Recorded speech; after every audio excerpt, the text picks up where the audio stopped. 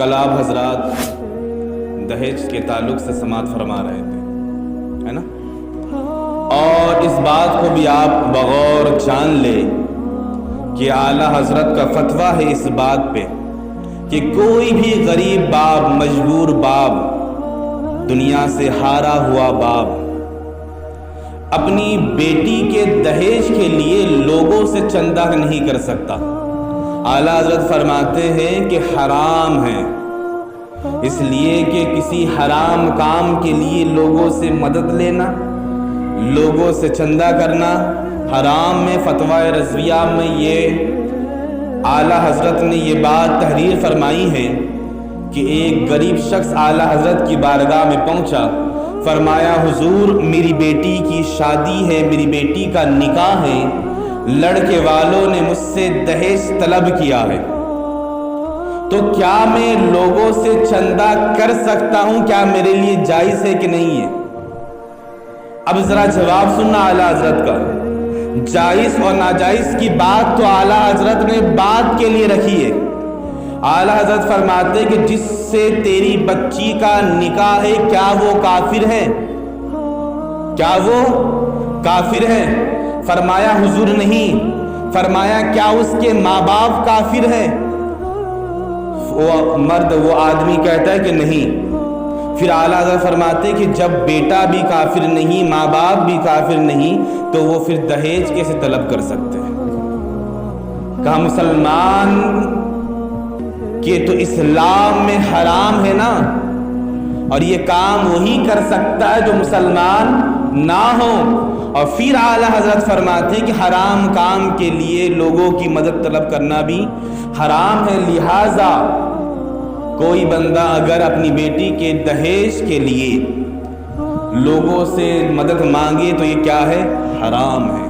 ہاں، وہ مہمان نوازی کے لیے، لوگوں کی مہمان نوازی کے لیے، باراتی والوں کے کھانے کے لیے اپنے بھائیوں کی مدد طلب کر سکتا ہے، لیکن دہیج کے معاملے میں نہیں۔ صاف صاف اعلیٰ حضرت فرما دیا کہ یا تو سامنے والا کافر ہوگا یا تو گمراہ بدتر ہوگا، جس کو اس بات کا علم نہیں وہی طلب کر سکتا ہے۔ اب یہاں پہ سوال کیا بنتا ہے معلوم ہے؟ جب یہ باتیں عوام کے روبرو پیش کی جاتی ہیں تو عوام ان باتوں کو سوچ کر، سن کر، ان باتوں پہ عمل کرنے کی بات تو بہت دور ہے۔ شیطان ان کے ذہنوں میں ان باتوں کو ڈالتا ہے کہ بھائی یہ جو مولوی حضرات ہیں، یہ جو مائک میں چلا کر دہیج یہ وہ حرام کرتے ہیں، یہ تو خود بھی کرتے ہوئے نا۔ جب ان کی باری آتی ہے یہ خود بھی کرتے ہیں۔ میں کہتا ہوں کہ اللہ ماشاءاللہ کوئی بھی مولوی، کوئی بھی عالم دین فرشتہ نہیں ہوتا، انسانی ہے۔ ہر انسان سے، چاہے وہ جاہل ہو، چاہے وہ علم رکھنے والا کیوں نہ ہو، گناہ تو ہوتا ہے۔ لیکن اللہ کا کرم یہ ہے کہ جس کو اللہ نے علم دین عطا کیا ہو، یا جس کو اللہ نے اپنا قرب دیا ہو، تو ہمیشہ وہ بچنے کی کوشش کرتا ہے، اور اگر گناہ ہو جائے تو توبہ کرنے کی کوشش کرتا ہے۔ اور اللہ تبارک و تعالی فرماتا ہے کہ میں اپنا علم انہی لوگوں کو دیتا ہوں جن کو میں اپنے لیے پسند کرتا ہوں۔ میں ہر انسان کو، ہر آدمی کو علم کی دولت عطا نہیں کرتا۔ دنیا کی دولت تو اللہ ہر انسان کو عطا کر دیتا، لیکن علم کی ماننا کہ ہوتا ہے غلطی، لیکن جب غلطی ہو جائے تو اس پہ توبہ بھی تو کرنی چاہیے نا، اپنے گناہوں کی معافی بھی کرنی چاہیے نا۔ اور اگر کوئی سامنے والا بندہ گناہ کرتا ہے تو تم اس کو اپنے لیے دلیل نہیں بنا سکتے کہ ہاں وہ گناہ کر رہا ہے تو ہم کیوں نہ کریں۔ کوئی عالم نماز نہ پڑھتا ہو، علم رکھنے کے باوجود بھی عمل نہ کرتا ہو تو وہ اس کا معاملہ ہے، تم اس کے اپنے آپ کے لیے اس کو دلیل بنا سکتے نہیں۔ اگر کوئی بندہ میرے معاملے میں کہتا نا اللہ ماشاءاللہ، تو قسم ہے اس ذات کی جس کی دست قدرت میں میری جان ہے۔ اگر کوئی بندہ یہ کہے کہ نہیں، یہ کہنے والا جو شخص ہے ان کے گھر میں تو رواج ہے لینے کا، یہ خود اپنے نکاح میں لیں گے تو میں کہتا ہوں خالق کائنات کی قسم اٹھا کر کہ کوئی میرے گھر پہ آ کے دیکھ لے، میرے والد گرامی نے اپنے دونوں بیٹوں کا نکاح کروایا ہے لیکن دہیج کے نام پہ ایک چونی نہیں لی۔ تو اس کو مثال بناؤ نا، اگر ہر چیز مثال بنانی تو بناؤ، لیکن کبھی کبھار اپنے آپ کو بھی دیکھو کہ کیا معاملہ ہے۔ اب ذرا غور سننا، اسلام جو سب سے معتبر چیز ہے وہ ہے مہر۔ نکاح کے وقت مہر دیا جاتا، اور مہر ہے کیا؟ یہ حق کے بزا ہے۔ مہر کیا ہے؟ یہ حق کے بزا، یعنی عورت کو چھونے کا حق، عورت جو اپنا اختیار تمہیں عطا کرتی ہے چھونے کا، یہ حق کے بزا۔ اور یہ حق کے بزا، یہ حق کے مہر کس نے عطا کی عورت کو؟ خالق کائنات نے، کسی دنیاوی انسان نے نہیں، بلکہ جس نے تمام کائنات کی تخلیق فرمائی ہے اس رب نے عطا کی ہے۔ جب سب سے پہلے نکاح آسمانوں میں ہوا حضرت آدم اور حضرت حوا کا، تو اللہ تبارک و تعالیٰ نے آدم سے فرمایا چھونے سے پہلے تجھے حق کے مہر ادا کرنا پڑے گا۔ اب دیتے کیا؟ فرمایا اللہ تیری بارگاہ میں کیا پیش کروں میں حق کے مہر، اور کیا دوں میں حق کے مہر؟ تو رب فرماتا ہے میرے محبوب پہ درود، اس لیے کہ درود ایک ایسی چیز ہے جو اللہ کو ہر چیز سے زیادہ پسند ہے۔ فرمایا میرے محبوب پر درود جو اللہ کے نزدیک ہیرے جواہرات اور ہر چیز سے زیادہ محبوب ہے۔ اب اس کے بعد ذرا دیکھیے حق کے جو مہر کا جو معاملہ ہے نا، وہ عورت کے اوپر ہے۔ عورت جتنا چاہے اپنا مہر باندھ سکتی ہے، اپنا مہر کیا کر سکتی ہے؟ باندھ سکتی ہے۔ مرد انکار نہیں کر سکتا، بھلے مرد کم کروا سکتا لیکن انکار نہیں، اس لیے کہ اس کا حق ہے، وہ جتنا چاہے اپنا حق باندھے۔ لیکن یہاں پہ خرابی کیا معلوم ہے؟ مجھے کس بات پہ جلال آتا ہے اس مسئلے میں؟ ہزاروں نکاح میں نے پڑھا ہے، لیکن جب حق کے مہر کی باری آتی ہے تو لوگ کہتے ہیں کہ حضرت تھوڑا کم والا باندھنا، جو حضرت فاطمہ زہرا والا تھا، جو سنت تھا فاطمہ زہرا کا، وہ والا مہر باندھنا نکاح میں 1600، 7000، 8000، 10000، اس سے زیادہ نہیں۔ میں سوچ میں پڑ جاتا ہوں جب لینے کی باری آتی، ہزاروں لاکھوں منہ پھاڑ کے مگرمچھ کی طرح نگل لیتے ہو، لیکن جب دینے کی باری آتی تو خدا را تمہیں سنت یاد آتی ہے، تب کہتے کہ نہیں مہر کم باندھنا سنت ہے، جبکہ سنو حدیث پاک کیا ہے۔ میرے آقا فرماتے کہ مہر شوہر کے استطاعت پر ہے، شوہر کے کمائی پر ہے، اس کی اوقات پر ہے۔ مرد کی کمائی، مرد کی اوقات پر مہر باندھی جاتی ہے۔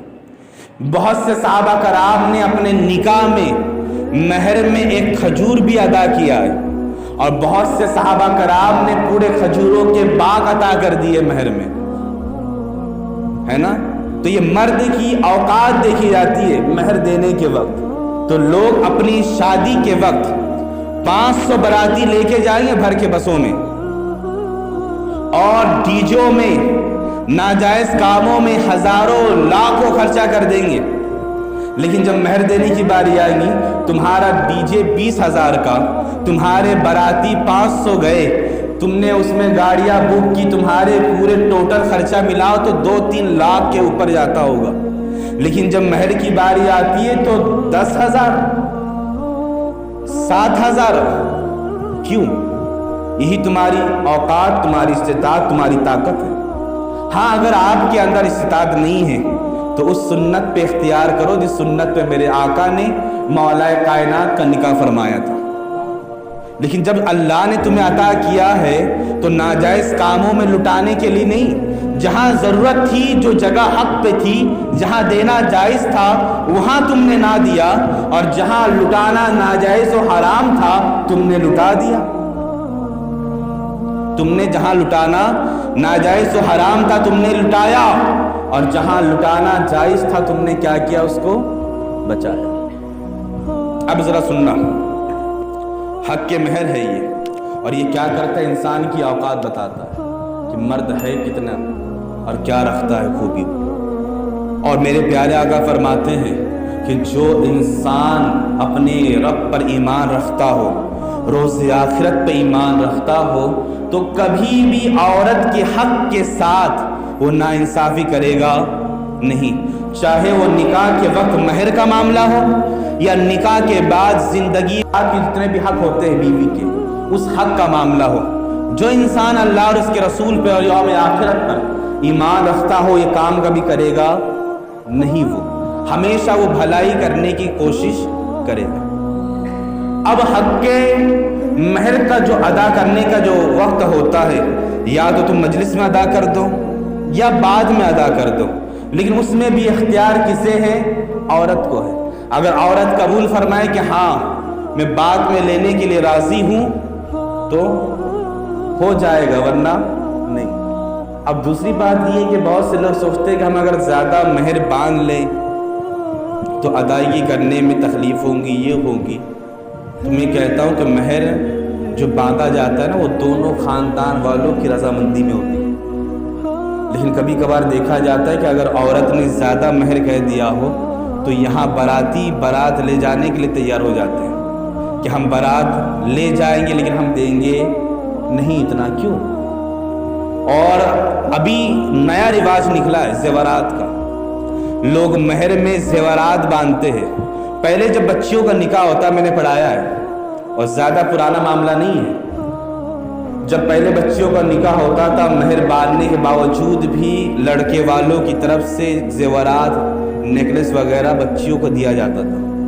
لیکن آج لوگ اتنے سمجھدار اتنے چالاک ہو گئے ہیں کہ مہر کے 7,000 کو بھی بچانے کے لیے کہتے ہیں کہ یہ زیورات مہر میں لکھ لو. چلو ٹھیک ہے، اللہ آپ کے خیر فرمائے، لکھ لیا ہم نے مہر میں، تو ذرا بتاؤ یہ زیورات جو تم نے دیا ہے کس کا ہے؟ تمہاری بیوی کا ہے کہ تمہاری اماں کا ہے؟ تو کہتے نہیں حضرت ہماری بیوی کا ہے. اگر تمہاری بیوی کا ہے اور تمہاری بیوی اگر مائکے میں رکھ کے آ جائے، اپنی ماں کے پاس اس زیورات کو رکھ کے آ جائے، تو پھر تم کیوں اسے دھمکی دیتے ہو کہ ہم تمہیں طلاق دے دیں؟ اس لیے کہ بھائی معاملہ اس کا ہے. زیورات تم نے مہر میں رکھا، اور مہر کی چیز عورت کے تابع ہوتی ہے، مرد کے اختیار میں ہوتی نہیں ہے. عورت جو چاہے کرے اس کے ساتھ. لیکن پھر تم کہتے نہیں زیورات لے کے آؤ، اور جب تمہیں ضرورت پڑتی ہے پھر تم اس زیورات کو گروی بھی رکھتے ہو لے کے اس سے. تو پھر مجھے بتاؤ پھر عورت کا اختیار کہاں رہا زیورات پہ؟ تو خدا را جو اس کا حق مہر ہے وہ ادا کرو، اور جو زیورات والا معاملہ ہے اس کو الگ ہی رہنے دو، اس لیے کہ وہ تم سے برداشت ہوتا نہیں ہے، تم اس کو مانگتے ہو. اور حق مہر ایسی چیز ہے جس میں شوہر یا شوہر کے گھر والے کوئی بھی اس کا حق اختیار نہیں کر سکتا اس چیز میں. اب ذرا اور ایک مسئلہ سن لے، اس لیے کہ اگر میں اس میں تفصیل میں جاؤں گا تو بہت لمبی بات ہو جائے گی. ابھی لوگوں کو آنکھوں کی بیماری ہو رہی ہے، ٹھیک ہے، بہت سے لوگوں کو آنکھ آ رہی ہے اور بہت سے لوگ ابھی تک اس چیز سے محفوظ ہیں. اللہ سب کو شفا کاملہ عاجلہ نائمہ دائمہ عطا فرمائے. لیکن اس کے حوالے سے ایک مسئلہ سن لے کہ جس بندے کی بھی آنکھ آئی ہو بیماری کی وجہ سے، جس کی بھی آنکھ دکھتی ہو، تو دکھتی ہوئی آنکھ کا جو پانی ہے وہ ناپاک ہوتا ہے. کیا ہوتا ہے؟ وہ ناپاک ہوتا ہے. تو کبھی بھی اس کو آستین وغیرہ سے نہ پوچھا کرے، اس لیے کہ آپ کو نماز پڑھنا ہے تو آپ کا کپڑا جو ہے یہ ناپاک ہو جائے گا. تو آستین وغیرہ سے نہ پوچھے، کوئی رومال وغیرہ رکھ لے پوچھنے کے لیے. اور اگر امام ہو کوئی، اور امام کو اگر آنکھ آئے اور ان کے آنکھوں سے پانی بہتا ہو زیادہ، تو انہیں چاہیے کہ وہ نماز پڑھانے کی ذمہ داری کسی اور کو دے دے. اس لیے کہ جو دکھتی آنکھ سے جو پانی نکلتا ہے نا، اس سے وضو بھی ٹوٹتی ہے اور نماز بھی ٹوٹ جاتا ہے. وہ ناپاک پانی ہوتا ہے پیپ والا، تو اس سے وضو بھی ٹوٹتا ہے اور نماز بھی ٹوٹ جاتی ہے. اور اگر عوام کا مسئلہ ہے اور عوام کو بارہا پانی آتا ہو، رکتا نہ ہو، یہ کہ کبھی کبھی پانی کم آتا ہو اور کبھی کبھی پانی زیادہ آتا ہو، رکتا نہ ہو، تو ان کے لیے وہی حکم ہے معذور والا کہ ایک وقت میں وضو کر لے اور ایک وضو سے ایک وقت کی پوری نماز ادا کر لے، چاہے جتنا پانی بہے. لیکن اگر رک کے پانی آتا ہو تو پھر دوبارہ وہ وضو کرے.